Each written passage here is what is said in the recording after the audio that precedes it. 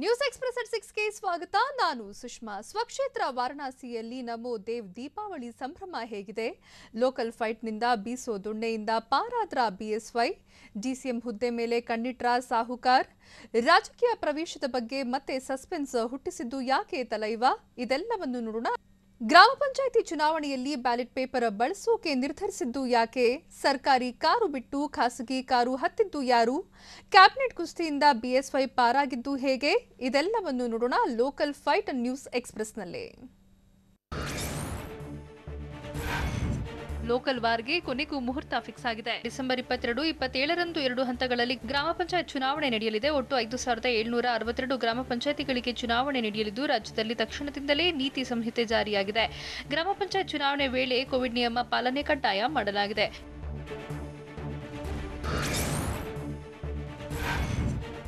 2 ಹಂತಗಳಲ್ಲಿ ನಡೆಯಲಿರುವ ಗ್ರಾಮ ಪಂಚಾಯತ್ ಚುನಾವಣೆ ಡಿಸೆಂಬರ್ 7ರಿಂದ ನಾಮಪತ್ರ ಸಲ್ಲಿಕೆ ಆರಂಭವಾಗಲಿದ್ದು, ಡಿಸೆಂಬರ್ 11 ನಾಮಪತ್ರ ಸಲ್ಲಿಕೆಗೆ ಕೊನೆ ದಿನವಾಗಿದೆ. ಡಿಸೆಂಬರ್ 30ರಂದು ಚುನಾವಣೆ ಫಲಿತಾಂಶ ಪ್ರಕಟವಾಗಲಿದೆ. ಬೀದರ್ ಜಿಲ್ಲೆಯಲ್ಲಿ ಮಾತ್ರ ಮತದಾನಕ್ಕೆ ಇವಿಎಂ ಬಳಕೆ ಮಾಡಲಾಗಲಿದ್ದು, ಉಳಿದೆಡೆ ಇವಿಎಂ ಬದಲಾಗಿ ಬ್ಯಾಲೆಟ್ ಪೇಪರ್ ಬಳಸಲಾಗುತ್ತೆ.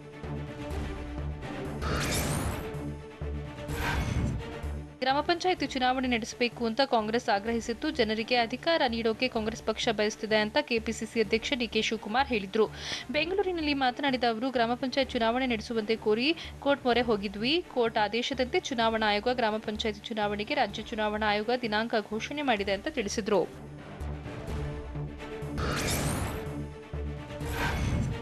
ಗ್ರಾಮ ಪಂಚಾಯಿತಿ ಚುನಾವಣೆ ಘೋಷಣೆಯಿಂದಾಗಿ ನೀತಿ ಸಂಹಿತೆ ಜಾರಿಯಾಗಿದೆ. ಹೀಗಾಗಿ ಸಚಿವ ರಮೇಶ್ ಜಾರಕಿಹೊಳಿ ಸಭೆ ಮುಂದೂಡಲಾಗಿದೆ. ಬೆಳಗಾವಿ ಜಿಲ್ಲಾಧಿಕಾರಿ ಕಚೇರಿ ಸಭಾಂಗಣದಲ್ಲಿ ಸಭೆ ನಿಗದಿಯಾಗಿತ್ತು. ಕಳಸಾ-ಬಂಡೂರಿ ನಾಲಾ, ಗಟ್ಟಿ ಬಸವಣ್ಣ ಕುಡಿಯುವ ನೀರಿನ ಯೋಜನೆ ಸಂಬಂಧ ಸಭೆ ಕರೆಯಲಾಗಿತ್ತು. ಆದರೆ ನೀತಿ ಸಂಹಿತೆ ಜಾರಿಯಿಂದ ಪೂರ್ವ ನಿಗದಿಯಾಗಿದ್ದ ಸಭೆ ಮುಂದೂಡಲಾಗಿದೆ ಅಂತ ಸಚಿವ ರಮೇಶ್ ಜಾರಕಿಹೊಳಿ ತಿಳಿಸಿದರು. ಜಿಲ್ಲೆಯ ಕೋವಿಡ್ ನಿಯಂತ್ರಣ ಸಂಬಂಧ ಮಾತ್ರ ಚರ್ಚೆ ನಡೆಸಿದರು.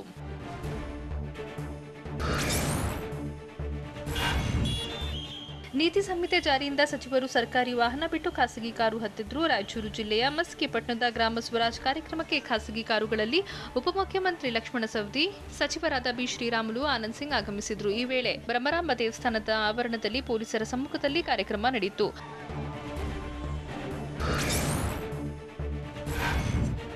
ಆಗ ಈಗ ಅಂತಿದ್ದ ಸಂಪುಟ ಸರ್ಜರಿ ಮತ್ತಷ್ಟು ವಿಳಂಬವಾಗಲಿದೆ. ಗ್ರಾಮ ಪಂಚಾಯಿತಿ ಚುನಾವಣೆಗೆ ದಿನಾಂಕ ನಿಗದಿ ಹಿನ್ನೆಲೆಯಲ್ಲಿ ಸಚಿವ ಸಂಪುಟ ವಿಸ್ತರಣೆ ಅಥವಾ ಪುನಾರಚನೆ ಮುಂದೂಡಿಕೆ ಆಗಿದೆ.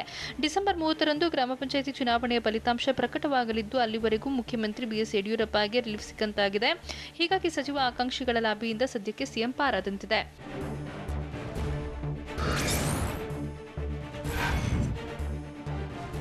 ಗ್ರಾಮ ಪಂಚಾಯತಿ ಚುನಾವಣೆ ಘೋಷಣೆಯಿಂದ ಸಚಿವ ಸಂಪುಟ ವಿಸ್ತರಣೆ ಮತ್ತಷ್ಟು ವಿಳಂಬ ಆಗಲಿದೆ ಅಂತ ಬೆಂಗಳೂರಿನಲ್ಲಿ ಸಚಿವ ಭೈರತಿ ಬಸವರಾಜ್ ಹೇಳಿದ್ರು. ಮುಖ್ಯಮಂತ್ರಿ ಬಿಎಸ್ವೈ ಹೈಕಮಾಂಡ್ಗೆ ಪಟ್ಟಿ ಕೊಟ್ಟಿದ್ರು. ಅಲ್ಲದೆ ಬಿಜೆಪಿ ಹೈಕಮಾಂಡ್ನ ಒಪ್ಪಿಗೆಗೆ ಕಾಯ್ತಿದ್ರು. ಆದ್ರೀಗ ಗ್ರಾಮ ಪಂಚಾಯತಿ ಚುನಾವಣೆ ಘೋಷಣೆಯಾಗಿದ್ದು, ಚುನಾವಣೆ ನೀತಿ ಸಂಹಿತೆ ಜಾರಿಯಾಗಿದೆ. ಹೀಗಾಗಿ ಸಚಿವ ಆಕಾಂಕ್ಷಿಗಳು ತಾಳ್ಮೆಯಿಂದ ಕಾಯಬೇಕು ಅಂತ ಭೈರತಿ ಬಸವರಾಜ್ ತಿಳಿಸಿದ್ರು.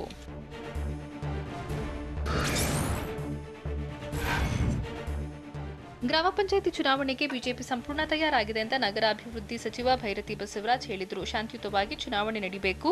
ಇದಕ್ಕಾಗಿ ಎಲ್ಲ ಕ್ರಮ ಕೈಗೊಳ್ಳಲಾಗಿದೆ. ಎಲ್ಲ ಸಚಿವರಿಗೆ ಜವಾಬ್ದಾರಿ ಹಂಚಿಕೆ ಮಾಡಲಾಗಿದೆ. ಚುನಾವಣೆ ಮುಂದೂಡೋಕೆ ಸರ್ಕಾರ ಯತ್ನ ಮಾಡಿರಲಿಲ್ಲ. ಚುನಾವಣಾ ಆಯೋಗದ ತೀರ್ಮಾನಕ್ಕೆ ಬದ್ಧರಾಗಿರಬೇಕಾಗುತ್ತೆ. ಕೊರೋನಾ ಕಾರಣಕ್ಕೆ ಮುಂದೂಡೋಕೆ ಚಿಂತನೆ ನಡೆದಿತ್ತು ಅಷ್ಟೇ ಎಂದು ಸಚಿವ ಭೈರತಿ ಬಸವರಾಜ್ ಸ್ಪಷ್ಟನೆ ಕೊಟ್ಟರು.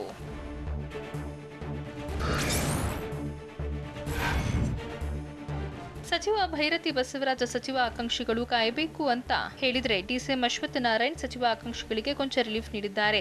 ನೀತಿ ಸಂಹಿತೆ ಜಾರಿಯಾಗಿರೋದ್ರಿಂದ ಕಾನೂನು ಮತ್ತಿತರ ತೊಡಕುಗಳನ್ನ ನೋಡಿಕೊಂಡು ಮುಖ್ಯಮಂತ್ರಿ ಬಿಎಸ್ ಯಡಿಯೂರಪ್ಪ ಸಂಪುಟ ವಿಸ್ತರಣೆ ಬಗ್ಗೆ ತೀರ್ಮಾನ ಮಾಡ್ತಾರೆ ಅಂತ ಡಿಸಿಎಂ ಅಶ್ವತ್ಥ ನಾರಾಯಣ್ ಹೇಳಿದ್ರು. ಅಲ್ಲದೆ ರಾಜ್ಯ ಸರ್ಕಾರಕ್ಕೆ ಗ್ರಾಮ ಪಂಚಾಯಿತಿ ಚುನಾವಣೆ ನಡೆಸಬಾರದು ಅಂತ ಏನೂ ಇರಲಿಲ್ಲ. ಚುನಾವಣೆ ಬಗ್ಗೆ ರಾಜ್ಯ ಚುನಾವಣಾ ಆಯೋಗ ನಿರ್ಧಾರ ಮಾಡಿದ್ದು, ಕೋರ್ಟ್ ಕೂಡ ಚುನಾವಣೆ ನಡೆಸಬೇಕು ಅಂತ ತಿಳಿಸಿದೆ ಅಂತ ಹೇಳಿದ್ರು.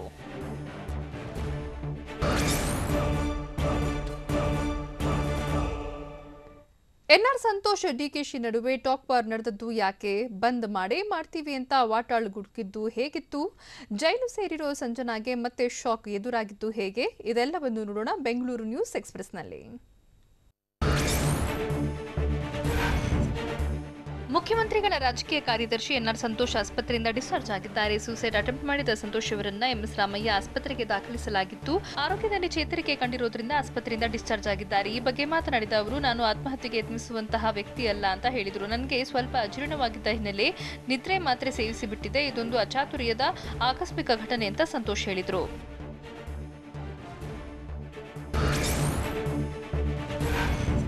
ಡಿಕೆಶಿಯ ವಿಡಿಯೋ ಬಾಂಬ್ ಆರೋಪಕ್ಕೆ ಸಂತೋಷ್ ಟಕ್ಕರ್ ಕೊಟ್ಟಿದ್ದಾರೆ. ಬೈ ಎಲೆಕ್ಷನ್ ಸೋಲಿನಿಂದ ಡಿಕೆ ಶಿವಕುಮಾರ್ಗೆ ಮತಿಕೆಟ್ಟಿದೆ. ನಮ್ಮ ವಿರುದ್ಧ ಆರೋಪ ಮಾಡುವುದು ಡಿಕೆಶಿಗೆ ಚಾಳಿ ಅಂತ ವಾಗ್ದಾಳಿ ನಡೆಸಿದ್ರು. ಅಲ್ಲದೆ ಯಡಿಯೂರಪ್ಪ ಬಗ್ಗೆ ಮಾತನಾಡುವ ಮುನ್ನ ನಾಲ್ಗೆ ಹಿಡಿತಾ ಇರಲಿ. ಬಿಎಸ್ವೈ ಮಾತನಾಡಿದ್ರೆ ನಾನು ಜನರನ್ನ ಸೇರಿಸ್ತೇನೆ. ನಾನು ಕರೆ ಕೊಟ್ಟರು ಬಿಎಸ್ವೈ ಪರ 1 ಲಕ್ಷ ಜನ ಸೇರ್ತಾರೆ. ಡಿಕೆಶಿಗೆ 1 ತಿಂಗಳು ರಜಾ ಕೊಟ್ಟು ಆಸ್ಪತ್ರೆಗೆ ಸೇರಿಸಿ ಅಂತ ಕಿಡಿಕಾರಿದ್ರು. ಎನ್ಆರ್ ಸಂತೋಷ್ ಹೇಳಿಕೆಗೆ ಡಿಕೆ ಶಿವಕುಮಾರ್ ಮತ್ತೆ ತಿರುಗೇಟು ನೀಡಿದ್ದಾರೆ. ರಾಜಕೀಯ ಕಾರಣಕ್ಕೆ ಎನ್ಆರ್ ಸಂತೋಷ್ ಬಳಿ ಈ ರೀತಿ ಹೇಳಿಕೆ ಕೊಡಿಸಿದ್ದಾರೆ ಅಂತ ಆರೋಪಿಸಿದ್ರು. ಅಲ್ಲದೆ 1 ತಿಂಗಳು ಆಸ್ಪತ್ರೆಗೆ ಸೇರಿಸಿ ಎಂದಿದ್ದ ಸಂತೋಷ್ ಹೇಳಿಕೆಗೆ ಪ್ರತಿಕ್ರಿಯಿಸಿದ ಅವರು, ಆಯ್ತು ಬಿಡಿ, ರೆಸ್ಟ್ ತಗೊಳ್ತೀನಿ ಅಂತ ಹೇಳಿದ್ರು. ಸಂತೋಷ್ ಆತ್ಮಹತ್ಯೆ ಯತ್ನದ ಬಗ್ಗೆ ಅವರ ಧರ್ಮಪತ್ನಿಯೇ ಹೇಳಿದ್ದು, ಸಂತೋಷ್ ಈಗ ಆರ್ಡಿನರಿ ಪಿಎ ಅಲ್ಲ, ಮುಖ್ಯಮಂತ್ರಿಗಳ ರಾಜಕೀಯ ಕಾರ್ಯದರ್ಶಿ. ಹೀಗಿರುವಾಗ ಪ್ರಕರಣದ ತನಿಖೆ ಆಗೋದು ಬೇಡವಾ ಅಂತ ಪ್ರಶ್ನೆ ಮಾಡಿದ್ರು. ಉಪಚುನಾವಣೆ ಸೋಲಿನ ಬಗ್ಗೆ ಕಾಂಗ್ರೆಸ್ ನಾಯಕರು ನಡೆಸಿದ ಆತ್ಮಾವಲೋಕನ ಸಭೆಯಲ್ಲಿ ಮುಖ್ಯಮಂತ್ರಿ ಅಭ್ಯರ್ಥಿ ಹೇಳಿಕೆಗೆ ಹಿರಿಯ ನಾಯಕರು ಆಕ್ಷೇಪ ವ್ಯಕ್ತಪಡಿಸಿದ್ದಾರೆ. ಚುನಾವಣೆಗೂ ಮುನ್ನ ಈ ರೀತಿ ಹೇಳಿಕೆ ನೀಡುವುದು ಸರಿಯಲ್ಲ. ಇದರಿಂದ ಕಾರ್ಯಕರ್ತರಲ್ಲೂ ಗೊಂದಲ ಮೂಡಿದೆ. ಶಾಸಕರು ಅನಗತ್ಯ ಹೇಳಿಕೆ ನೀಡುವುದನ್ನು ನಿಲ್ಲಿಸಬೇಕು ಅಂತ ಸಲಹೆ ನೀಡಿದರು. ಅಲ್ಲದೆ ಕುರುಬ ಹಾಗೂ ವೀರಶೈವ ಮೀಸಲಾತಿ ವಿಚಾರವಾಗಿ ಕಾಂಗ್ರೆಸ್ ಸೂಕ್ತ ನಿಲುವು ಹೊಂದಬೇಕು, ಅನಗತ್ಯವಾಗಿ ಏಕಾಏಕಿ ನಿರ್ಧಾರ ಮಾಡಬಾರದು ಅಂತ ತಿಳಿಸಿದರು. ಆತ್ಮಾವಲೋಕನ ಸಭೆಯಲ್ಲಿ ಸಿದ್ದರಾಮಯ್ಯ ಡಿಕೆಶಿಗೆ ಪರೋಕ್ಷವಾಗಿ ಕೆಬಿ ಕೋಳಿವಾಡ ತಿರುಗೇಟು ನೀಡಿದ್ದಾರೆ. ಸಭೆಯಲ್ಲಿ ಮಾತನಾಡಿದ ಅವರು, ಪಕ್ಷದಲ್ಲಿ ಗುಂಪುಗಾರಿಕೆ ಇದೆ, ಇದನ್ನ ನಿಲ್ಲಿಸಬೇಕು, ಭಿನ್ನಾಭಿಪ್ರಾಯ ಬಿಟ್ಟು ಕೆಲಸ ಮಾಡಿದ್ರಷ್ಟೇ ಉಳಿಗಾಲ ಅಂತ ಹೇಳಿದ್ದಾರಂತೆ. ಅಲ್ಲದೆ ಶಿಸ್ತು ಪಾಲನೆ ಸಮಿತಿಗೆ ಸ್ವಲ್ಪ ಕೆಲಸ ಕೊಡಿ, ಎಲ್ಲ ಸರಿ ಮಾಡ್ತೀವಿ. ಮುಂಚೂಣಿ ನಾಯಕರು ಸಮಿತಿ ಮೇಲೆ ಪ್ರಭಾವ ಬೀರಿ ಬೆಂಬಲಿಗರನ್ನ ಬಚಾವ್ ಮಾಡುವುದು ಸರಿಯಲ್ಲ ಅಂತ ಹಿರಿಯ ನಾಯಕರು ತಿಳಿಸಿದ್ದಾರೆ.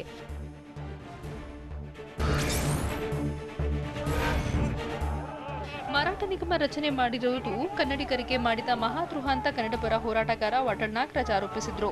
ಅಲ್ಲದೆ ಬಂದ್ ಮಾಡದಂತೆ ಖುದ್ದು ಸಿಎಂ ಬಿಎಸ್ವೈ ತಡೆಯುತ್ತಿದ್ದಾರೆ. ಆದರೆ ಇದು ಕನ್ನಡಿಗರ ಬಂದ್. ಏನೇ ಅಡೆತಡೆ ಬಂದರೂ ಡಿಸೆಂಬರ್ 5ರಂದು ಕರ್ನಾಟಕ ಬಂದ್ ಮಾಡ್ತೀವಿ. ರಾಷ್ಟ್ರೀಯ ಹೆದ್ದಾರಿ, ಚಿತ್ರಮಂದಿರ, ಲಾರಿ, ಬಸ್ ವ್ಯಾಪಾರ ಮಾಡಲಿದ್ದು ರಾಜಕೀಯವನ್ನ ಹೊರಗಿಟ್ಟು ಹೋರಾಟಕ್ಕೆ ಕಾಂಗ್ರೆಸ್ ಜೆಡಿಎಸ್ ಬೆಂಬಲ ನೀಡಬೇಕು ಅಂತ ಆಗ್ರಹಿಸಿದ್ರು.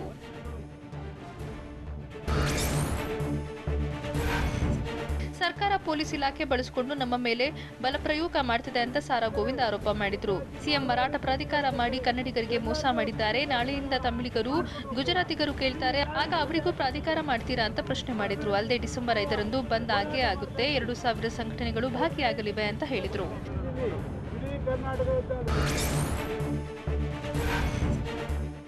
ನಟಿ ಸಂಜನಾ ಗಲ್ರಾನಿ ಜಾಮೀನು ಅರ್ಜಿ ಮತ್ತೆ ಮುಂದೂಡಿಕೆಯಾಗಿದೆ. ಡ್ರಗ್ಸ್ ಮಾಫಿಯಾದೊಂದಿಗೆ ನಂಟು ಹೊಂದಿದ ಆರೋಪದಲ್ಲಿ ಪರಪ್ಪನ ಅಗ್ರಹಾರ ಜೈಲು ಸೇರಿರುವ ಸಂಜನಾ ಗಲ್ರಾನಿ ಹೈಕೋರ್ಟ್ಗೆ ಜಾಮೀನು ಅರ್ಜಿ ಸಲ್ಲಿಸಿದ್ರು. ಆದರೆ ವಿಚಾರಣೆ ಡಿಸೆಂಬರ್ 4ಕ್ಕೆ ಮುಂದೂಡಿಕೆ ಮಾಡಲಾಗಿದೆ. ಇನ್ನು ಅನಾರೋಗ್ಯ ಕಾರಣಕ್ಕೆ ಜಾಮೀನು ಕೋರಿರುವ ಹಿನ್ನೆಲೆ ಜೈಲು ಅಧಿಕಾರಿಗಳಿಂದ ಮಾಹಿತಿ ಪಡೆದು ವರದಿ ಸಲ್ಲಿಸುವಂತೆ ಸಿಸಿಬಿ ಎಸ್ಪಿಪಿಗೆ ಹೈಕೋರ್ಟ್ ಸೂಚನೆ ಕೊಟ್ಟಿದೆ.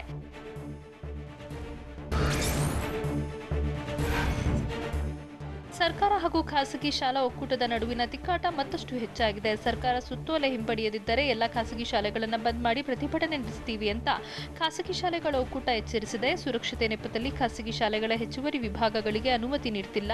ಸರ್ಕಾರಕ್ಕೆ ಇಷ್ಟ ಇಲ್ಲ ಅಂದ್ರೆ ನಾವು ಶಾಲೆ ನಡೆಸೋದಿಲ್ಲ, ಶಾಲೆ ಬಂದ್ ಮಾಡಿ ಧರಣಿಗೆ ಮುಂದಾಗ್ತೀವಿ ಅಂತ ಸುದ್ದಿಗೋಷ್ಠಿಯಲ್ಲಿ ಒಕ್ಕೂಟದ ಮುಖಂಡರು ತಿಳಿಸಿದರು.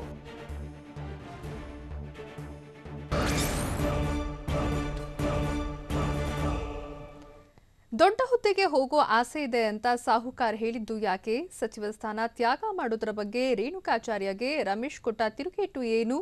ಮದಲೂರು ಕೆರೆಗೆ ನೀರು ಬಿಟ್ಟಿದ್ದಕ್ಕೆ ನೂತನ ಶಾಸಕರು ಹೇಳಿದ್ದೇನು? ಇದೆಲ್ಲವನ್ನು ನೋಡೋಣ ಸ್ಟೇಟ್ ನ್ಯೂಸ್ ಎಕ್ಸ್‌ಪ್ರೆಸ್‌ನಲ್ಲಿ.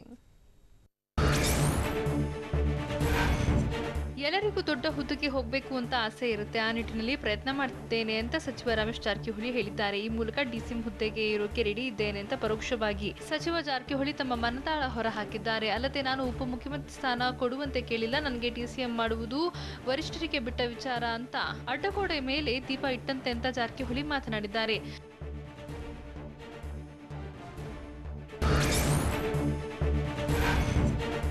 ತ್ಯಾಗ ತ್ಯಾಗ ಮಾಡಿದ ಎಲ್ಲರಿಗೂ ಸಚಿವ ಸ್ಥಾನ ಕೊಡಬೇಕು ಅಂತ ಬೆಳಗಾವಿಯಲ್ಲಿ ಸಚಿವ ರಮೇಶ್ ಜಾರಕಿಹೊಳಿ ಹೇಳಿದ್ದಾರೆ. ಸಚಿವ ಸಂಪುಟ ವಿಸ್ತರಿಸಬೇಕು ಎಂಬುದು ನಮ್ಮ ಆಗ್ರಹ ಅಂತ ತಿಳಿಸಿದ್ದಾರೆ. ಸೋತುವರ ಪರ ಲಾಬಿ ಮಾಡುವವರು ತ್ಯಾಗ ಮಾಡಲಿ ಎಂದಿದ್ದ ಶಾಸಕ ರೇಣುಕಾಚಾರ್ಯ ಹೇಳಿಕೆಗೆ ಜಾರಕಿಹೊಳಿ ಟಾಂಗ್ ಕೊಟ್ಟಿದ್ದಾರೆ. ರಾಜೀನಾಮೆ ನೀಡುವ ಟೈಮ್ ಬಂದ್ರೆ ಕೊಡೋಣ ಬಿಡಿ ಅಂತ ರೇಣುಕಾಚಾರ್ಯಗೆ ತಿರುಗೇಟು ನೀಡಿದ್ದಾರೆ.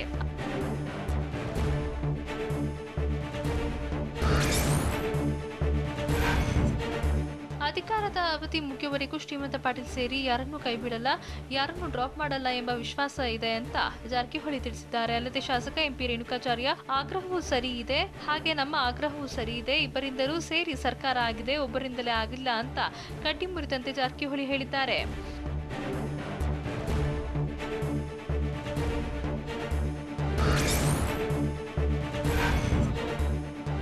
ಸಿಎಂ ಯಾವಾಗ ಸಂಪುಟ ವಿಸ್ತರಿಸ್ತಾರೋ ಅವತ್ತು ಆಗುತ್ತೆ, ಆದ್ರೆ ಪರಿಷತ್ ಸದಸ್ಯರನ್ನ ಮಂತ್ರಿ ಮಾಡಬಾರದು ಅಂತೇನೂ ಇಲ್ಲ ಅಂತ ಹಾವೇರಿ ಜಿಲ್ಲೆ ಹಿರೇಕೆರೂರಿನಲ್ಲಿ ಎಂಎಲ್ಸಿ ಆರ್ ಶಂಕರ್ ಹೇಳಿದ್ದಾರೆ. ಬಹಳ ದಿನದ ಬಳಿಕ ಮೊನ್ನೆ ನಾವೆಲ್ಲರೂ ಒಟ್ಟಿಗೆ ಸೇರಿದ್ವಿ, ಹಿರಿಯರು ಕರೆದಾಗ ತಿರಸ್ಕರಿಸಬಾರದು ಅಂತ ಹೋಗಿ ಬಂದೆ ಅಂತ ಸಭೆ ಸೇರಿದ ಬಗ್ಗೆ ಸ್ಪಷ್ಟನೆ ಕೊಟ್ಟಿದ್ದಾರೆ. ಅಲ್ಲದೆ ಸರ್ಕಾರ ಬರೋಕೆ ಕಾರಣವಾದವರಿಗೆ ಯಾರು ವಿರೋಧಿಸ್ತಿಲ್ಲ, ಸಚಿವ ಸ್ಥಾನ ಕೊಡಬೇಡಿ ಅಂತ ಯಾರೊಬ್ರು ಹೇಳ್ತಿಲ್ಲ ಅಂತ ಆರ್ ಶಂಕರ್ ತಮ್ಮ ಬೆನ್ನು ತಟ್ಟಿಕೊಂಡಿದ್ದಾರೆ.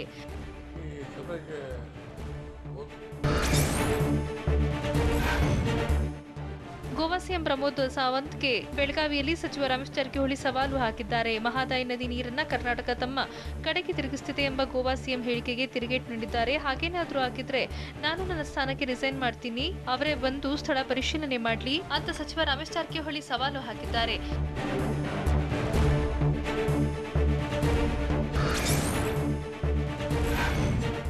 ರಾಯಚೂರು ಜಿಲ್ಲೆ ಮಸ್ಕಿಪಟ್ಟಣದಲ್ಲಿ ಸಚಿವ ಶ್ರೀರಾಮುಲು ಅವರನ್ನ ಅರಣ್ಯ ಸಚಿವ ಆನಂದ್ ಸಿಂಗ್ ಹಾಡಿ ಹೋಗಲಿದ್ದಾರೆ. ಶ್ರೀರಾಮುಲು ಕರ್ನಾಟಕದ ಹುಲಿ ಅಂತ ಬಿರುದು ಕೊಟ್ಟಿದ್ದಾರೆ. ಬಿಜೆಪಿ ಗ್ರಾಮ ಸ್ವರಾಜ್ ಕಾರ್ಯಕ್ರಮದಲ್ಲಿ ಭಾಗಿಯಾಗಿ ಮಾತನಾಡಿದ ಆನಂದ್ ಸಿಂಗ್, ದಿಲ್ಲಿಯಲ್ಲಿ ಕುಳಿತು ಹಳ್ಳಿ ಜನರ ಬಗ್ಗೆ ಯೋಚಿಸುವ ಮೋದಿ ಬಗ್ಗೆ ಎಲ್ಲರೂ ಅರ್ಥ ಮಾಡ್ಕೊಳ್ಬೇಕಿದೆ ಅಂತ ಹೇಳಿದ್ರು.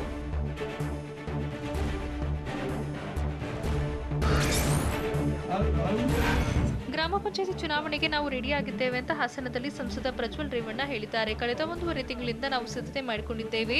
ಖಂಡಿತ ನಮ್ಮ ಜಿಲ್ಲೆಯಲ್ಲಿ ನಾವು ಮಾಡಿರೋ ಕೆಲಸಕ್ಕೆ ಜನ ಬೆಂಬಲಿಸುತ್ತಾರೆ. ಬಿಜೆಪಿಯವರು ಗ್ರಾಮ ಸ್ವರಾಜ್ಯ ಆದ್ರೂ ಮಾಡ್ಲಿ, ಸ್ವರಾಜ್ ಮಜ್ಡಾ ಬಸ್ನಾದ್ರೂ ಬಿಡ್ಲಿ, ಯಾವುದೋ ಒಂದು ಸಮಾವೇಶ ಮಾಡಿದ್ರೆ ಗೆಲ್ಲೋಕೆ ಆಗಲ್ಲ ಅಂತ ಪ್ರಜ್ವಲ್ ಬಿಜೆಪಿಗೆ ಟಾಂಗ್ ಕೊಟ್ಟಿದ್ದಾರೆ.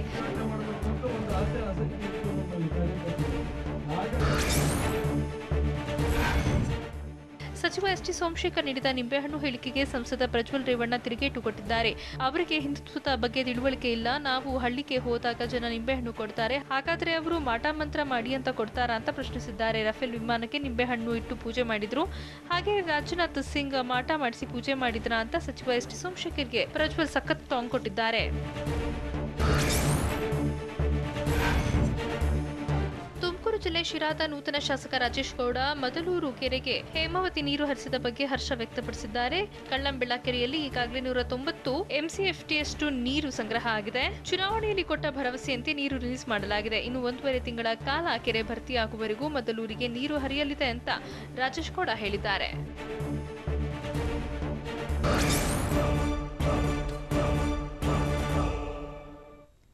ವಾರಣಾಸಿಯಲ್ಲಿ ದೇವ್ ದೀಪಾವಳಿ ಸಂಭ್ರಮ ಹೇಗಿದೆ? ಹೆದ್ದಾರಿ ಉದ್ಘಾಟಿಸಿ ವಿಪಕ್ಷಗಳಿಗೆ ಮೋದಿ ಕೊಟ್ಟ ಟಕ್ಕರೇನು? ರಜನಿ ರಾಜಕೀಯ ಪ್ರವೇಶ ಕುತೂಹಲವಾಗಿಯೇ ಉಳಿದಿದ್ದು ಯಾಕೆ? ಇದೆಲ್ಲವನ್ನು ನೋಡೋಣ ನ್ಯಾಷನಲ್ ನ್ಯೂಸ್ ಎಕ್ಸ್‌ಪ್ರೆಸ್‌ನಲ್ಲಿ.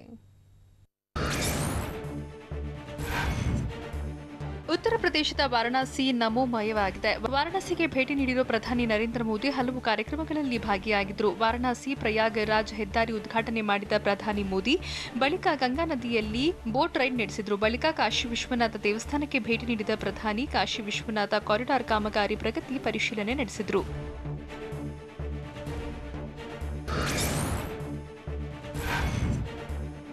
ದೆಹಲಿ ಚಲೋ ಕೈಗೊಂಡು ರೈತರು ಪ್ರತಿಭಟನೆ ನಡೆಸುತ್ತಿರುವ ಕೃಷಿ ಕಾಯ್ದೆಗಳ ತಿದ್ದುಪಡಿಯನ್ನ ಪ್ರಧಾನಿ ಮೋದಿ ಸಮರ್ಥಿಸಿಕೊಂಡಿದ್ದಾರೆ. ಹೊಸ ಕಾಯ್ದೆಗಳಿಂದ ಪ್ರತಿಯೊಬ್ಬ ರೈತನಿಗೂ ಅನುಕೂಲವಾಗಲಿದ್ದು ಎಪಿಎಂಸಿಗಳಲ್ಲಿ ಮಧ್ಯವರ್ತಿಗಳ ಹಾವಳಿ ತಪ್ಪುತ್ತೆ ಅಂತ ಹೇಳಿದರು. ರೈತರನ್ನ ಕೆಲವರು ವ್ಯವಸ್ಥಿತವಾಗಿ ದಾರಿ ತಪ್ಪಿಸ್ತಾ ಇದ್ದಾರೆ ಅಂತ ಪ್ರತಿಪಕ್ಷಗಳ ವಿರುದ್ಧ ಪ್ರಧಾನಿ ನರೇಂದ್ರ ಮೋದಿ ವಾಗ್ದಾಳಿ ನಡೆಸಿದರು.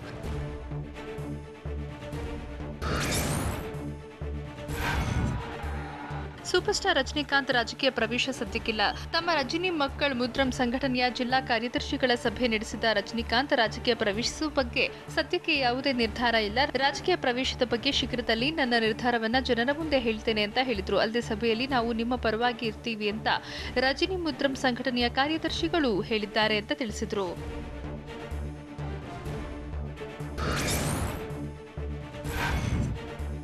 ಕೊರೋನಾ ವಿರುದ್ಧದ ಲಸಿಕೆ ಸಂಶೋಧನೆ ನಡೆಸುತ್ತಿರುವ 3 ಸಂಸ್ಥೆಗಳಿಗೆ ಭೇಟಿ ನೀಡಿದ ಪ್ರಧಾನಿ ನರೇಂದ್ರ ಮೋದಿ ಇಂದು 3 ಫಾರ್ಮಾಸ್ಯೂಟಿಕಲ್ ಕಂಪನಿ ಜೊತೆ ಚರ್ಚೆ ಮಾಡಿದ್ರು. ಜೆನೋವಾ ಬಯೋಫಾರ್ಮ್, ಬಯಾಲಜಿಕಲ್ ಡಾಕ್ಟರ್ ರೆಡ್ಡಿಸ್ ಲ್ಯಾಬೊರೇಟರಿ ಕಂಪನಿಗಳ ಜೊತೆ ಕೊರೋನಾ ಲಸಿಕೆ ಅಭಿವೃದ್ಧಿ ಸಂಬಂಧ ಮಾತುಕತೆ ನಡೆಸಿದ್ರು. ಬಳಿಕ ಫಾರ್ಮಾಸ್ಯೂಟಿಕಲ್ ಜೊತೆಗೆ ವಿಡಿಯೋ ಕಾನ್ಫರೆನ್ಸ್ನಲ್ಲಿ ಮಾತುಕತೆ ನಡೆಸಿದ್ದು ಬಹಳ ಮಹತ್ವ ಪಡೆದಿದೆ.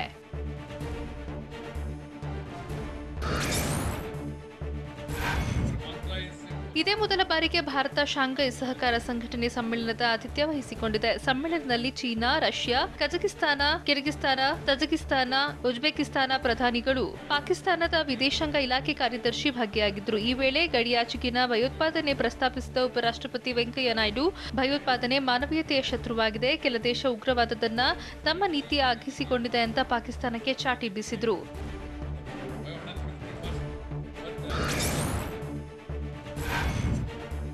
ರಾಷ್ಟ್ರ ರಾಜಧಾನಿ ದೆಹಲಿ ಗಡಿಯಲ್ಲಿ ರೈತರ ಧರಣಿ ಹಿನ್ನೆಲೆ ಕೇಂದ್ರ ಕೃಷಿ ಸಚಿವ ತೋಮರ್ ಅವರನ್ನ ಕೇಂದ್ರ ಗೃಹ ಸಚಿವ ಅಮಿತ್ ಶಾ ಭೇಟಿಯಾಗಿದ್ದಾರೆ. ಕಳೆದ 24 ಗಂಟೆಯಲ್ಲಿ 2ನೇ ಬಾರಿಗೆ ಭೇಟಿಯಾಗಿ ಮಾತುಕತೆ ನಡೆಸಿದ್ದು ತೀವ್ರ ಕುತೂಹಲ ಮೂಡಿಸಿದೆ. ಕಳೆದ ರಾತ್ರಿ ಬಿಜೆಪಿ ರಾಷ್ಟ್ರೀಯ ಅಧ್ಯಕ್ಷ ಜೆಪಿ ನಡ್ಡಾ ನಿವಾಸದಲ್ಲಿ ಕೇಂದ್ರ ಗೃಹ ಸಚಿವ ಅಮಿತ್ ಶಾ, ರಕ್ಷಣಾ ಸಚಿವ ರಾಜನಾಥ್ ಸಿಂಗ್, ಕೃಷಿ ಸಚಿವ ನರೇಂದ್ರ ಸಿಂಗ್ ತೋಮರ್ ಸಭೆ ನಡೆಸಿದರು.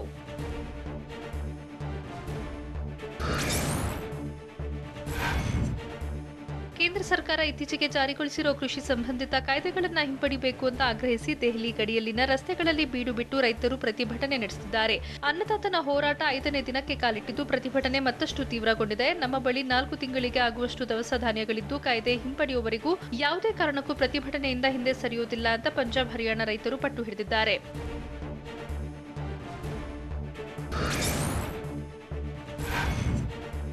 ಪ್ರಬಲ ಸಚಿವ ಆಕಾಂಕ್ಷಿಯಾಗಿದ್ದ ಎಚ್ ವಿಶ್ವನಾಥ್ಗೆ ಬಿಗ್ ಶಾಕ್ ಎದುರಾಗಿದೆ. ಎಚ್ ವಿಶ್ವನಾಥ್ ಸಚಿವರಾಗೋಕೆ ಅನರ್ಹರಾಗಿದ್ದಾರೆ ಅಂತ ಹೈಕೋರ್ಟ್ ವಿಭಾಗೀಯ ಪೀಠ ಮಧ್ಯಂತರ ಆದೇಶ ನೀಡಿದೆ. ಸಂವಿಧಾನದ ಆರ್ಟಿಕಲ್ 164(1)(b), 361(b) ಅಡಿ ಪರಿಷತ್ ಸದಸ್ಯ ಎಚ್ ವಿಶ್ವನಾಥ್ ಸಚಿವರಾಗೋಕೆ ಅನರ್ಹ. ಹೀಗಾಗಿ ರಾಜ್ಯಪಾಲರು ಸಂವಿಧಾನ ಬದ್ಧವಾಗಿ ಸಚಿವರನ್ನ ನೇಮಿಸಬೇಕು. ಮುಖ್ಯಮಂತ್ರಿ ಕೂಡ ಸಂವಿಧಾನದ ಅಡಿ ನೇಮಕಗೊಂಡಿದ್ದಾರೆ. ಹೀಗಾಗಿ ವಿಶ್ವನಾಥ್ ಶಿಫಾರಸಿಗೆ ಮುನ್ನ ಸಿಎಂ ಅನರ್ಹತೆ ಪರಿಗಣಿಸಬೇಕು ಅಂತ ಹೈಕೋರ್ಟ್ ಆದೇಶ ಮಾಡಿದೆ.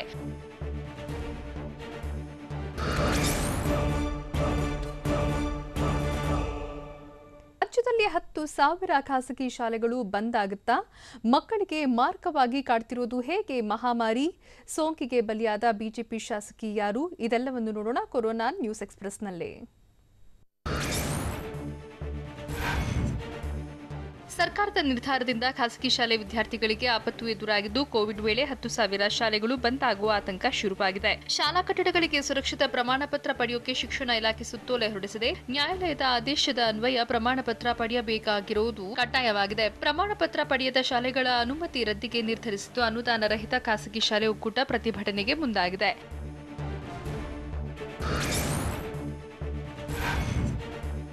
ಸುರಕ್ಷಿತ ಪ್ರಮಾಣ ಪತ್ರ ಪಡೆಯಬೇಕು ಅಂತ ಸುತ್ತೋಲೆ ಹೊರಡಿಸಿರುವ ಸರ್ಕಾರದ ಆದೇಶದ ವಿರುದ್ಧ ರುಪ್ಸಾ ಸಂಘಟನೆ ತಿರುಗಿ ಬಿದ್ದಿದೆ. ಖಾಸಗಿ ಶಾಲೆಗಳಿಗಷ್ಟೇ ಪ್ರಮಾಣ ಪತ್ರ ಪಡೆಯೋದು ಕಡ್ಡಾಯ ಮಾಡಲಾಗಿದೆ. ಹೀಗಾಗಿ ಖಾಸಗಿ ಶಾಲೆಗಳನ್ನು ಮುಚ್ಚಿಸುವ ಷಡ್ಯಂತ್ರ ನಡೆದಿರುವ ಆರೋಪ ಕೇಳಿಬಂದಿದ್ದು, ಖಾಸಗಿ ಶಾಲೆಗಳನ್ನು ಮುಚ್ಚಿಸಿ ಸರ್ಕಾರಿ ಶಾಲೆಗಳನ್ನು ಹೆಚ್ಚಿಸ್ತಾರಾ ಅನ್ನೋ ಪ್ರಶ್ನೆ ಉದ್ಭವಿಸಿದೆ.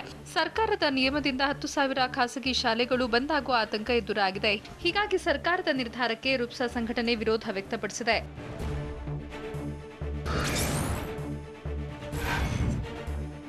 ಕೊರೋನಾ ಹೆಮ್ಮಾರಿಯಿಂದ ಮತ್ತೆ ಗಂಡಾಂತರ ಕಾದಿದೆ. ಕೊರೋನಾದಿಂದ ಮಕ್ಕಳ ಜೀವಕ್ಕೂ ಕಂಟಕ ಬರಲಿದ್ದು ಎಚ್ಚರದಿಂದ ಇರುವಂತೆ ತಜ್ಞರು ಸೂಚನೆ ಕೊಟ್ಟಿದ್ದಾರೆ. ರಾಜ್ಯದಲ್ಲಿ 19 ವರ್ಷದ ಒಳಗಿನ ಮಕ್ಕಳಿಗೆ ಕೊರೋನಾ ಕಾಡುತ್ತಿದ್ದು, ಕೊರೋನಾ ಬಂದು ಹೋದ ಬಳಿಕ ಸೈಡ್ ಎಫೆಕ್ಟ್ಸ್ ಆಗುವ ಭೀತಿ ಎದುರಾಗಿದೆ. ಹೆಮ್ಮಾರಿ ವಕ್ಕರಿಸಿದ ಬಳಿಕ ಮಕ್ಕಳು ದಪ್ಪ ಆಗುವುದು, ವಾಂತಿಯಿಂದ ಬಳಲಿದ್ದಾರೆ. ಅಲ್ಲದೆ ನರಗಳ ಮೇಲೂ ಪರಿಣಾಮ ಬೀರಲಿದೆ ಅಂತ ವೈದ್ಯರು ಎಚ್ಚರಿಕೆ ಕೊಟ್ಟಿದ್ದಾರೆ.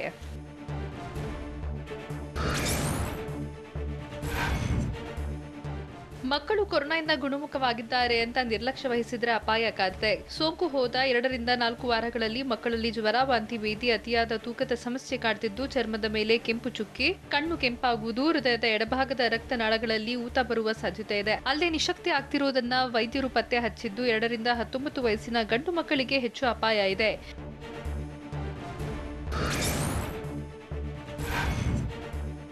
ಧಾರವಾಡ ಜಿಲ್ಲೆಯಲ್ಲಿ ಇಂತಹ 20 ವಿಶೇಷ ಪ್ರಕರಣ ಪತ್ತೆಯಾಗಿದ್ದು, ಪ್ರತಿನಿತ್ಯ ಈ ರೀತಿಯ ಪ್ರಕರಣಗಳು ಹೆಚ್ಚಾಗ್ತಿರೋದಕ್ಕೆ ವೈದ್ಯರು ಆತಂಕ ವ್ಯಕ್ತಪಡಿಸಿದ್ದಾರೆ.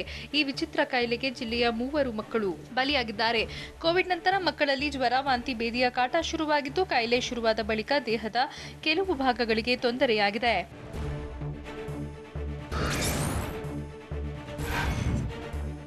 ಕೊರೋನಾ ಮಹಾಮಾರಿಗೆ ಬಿಜೆಪಿ ಶಾಸಕಿ ಕಿರಣ್ ಮಹೇಶ್ವರಿ ಬಲಿಯಾಗಿದ್ದಾರೆ. ರಾಜಸ್ಥಾನದ ರಾಜಸಮಂದ್ ಕ್ಷೇತ್ರದ ಶಾಸಕಿಯಾಗಿದ್ದ ಕಿರಣ್ ಮಹೇಶ್ವರಿ ಗುರುಗ್ರಾಮದ ವೇದಾಂತ ಆಸ್ಪತ್ರೆಯಲ್ಲಿ ಚಿಕಿತ್ಸೆ ಪಡೆಯುತ್ತಿದ್ದರು. ಆದರೆ ಚಿಕಿತ್ಸೆ ಫಲಕಾರಿಯಾಗದೆ ಕೊನೆಯುಸಿರೆಳೆದಿದ್ದಾರೆ. ನವೆಂಬರ್ ಮೊದಲ ವಾರದಲ್ಲಿ ಕಿರಣ್ ಮಹೇಶ್ವರಿಗೆ ಕೊರೋನಾ ಪಾಸಿಟಿವ್ ಬಂದಿತ್ತು. ಸ್ವಲ್ಪ ದಿನ ಮನೆಯಲ್ಲಿ ಚಿಕಿತ್ಸೆ ಪಡೆದಿದ್ದವರು ಬಳಿಕ ಆಸ್ಪತ್ರೆಗೆ ದಾಖಲಾಗಿದ್ದರು. ಲೋಕಸಭಾ ಚುನಾವಣೆ ವೇಳೆ ಕಿರಣ್ ಮಹೇಶ್ವರಿ ಕರ್ನಾಟಕದ ಬಿಜೆಪಿ ಚುನಾವಣಾ ಸಹ ಉಸ್ತುವಾರಿಯಾಗಿದ್ದರು. ವಿಶ್ವದಲ್ಲಿ ಕೊರೋನಾ ಸೋಂಕಿನ ಅಬ್ಬರ ಜೋರಾಗಿದೆ. ಸೋಂಕಿತರ ಸಂಖ್ಯೆ 6.3 ಕೋಟಿ ದಾಟಿದ್ದು, 1.8 ಕೋಟಿ ಸಕ್ರಿಯ ಪ್ರಕರಣಗಳಿವೆ. ಈವರೆಗೂ 14 ಲಕ್ಷಕ್ಕೂ ಹೆಚ್ಚಿನ ಜನರು ಕೊರೋನಾದಿಂದ ಜೀವ ಕಳ್ಕೊಂಡಿದ್ದಾರೆ. ಇನ್ನು ಕೊರೋನಾ ಸೋಂಕಿತರ ಪಟ್ಟಿಯಲ್ಲಿ ಮೊದಲ ಸ್ಥಾನದಲ್ಲಿರುವ ಅಮೆರಿಕದಲ್ಲಿ 1.37 ಕೋಟಿಗೆ ಸೋಂಕಿತರ ಸಂಖ್ಯೆ ತಲುಪಿದ್ದು, 2.7 ಲಕ್ಷ ಜನ ಕೊರೋನಾಗೆ ಬಲಿಯಾಗಿದ್ದಾರೆ.